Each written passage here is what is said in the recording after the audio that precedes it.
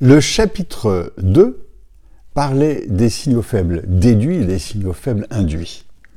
Dans le chapitre 4, finalement, je donne un exemple. De quels signaux faibles parle-t-on? Et je commence par dire, mais dans quelle révolution sommes-nous?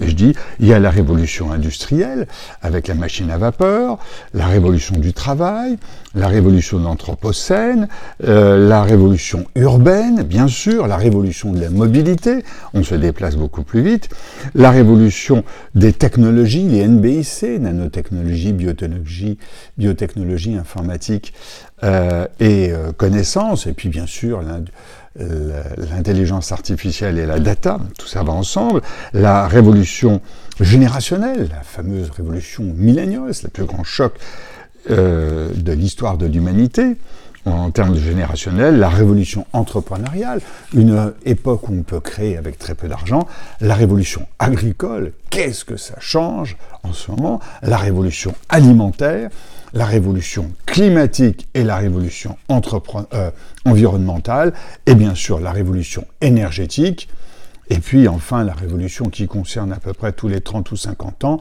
qui concerne l'homme politique, social et religieux.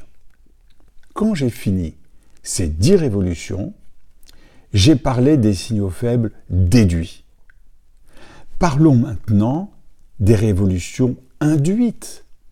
Celles qui sont importantes, celles qui vont nous apprendre des choses. Par exemple, la révolution de la génération Z. Par exemple, certaines révolutions agricoles, comme les fermes verticales.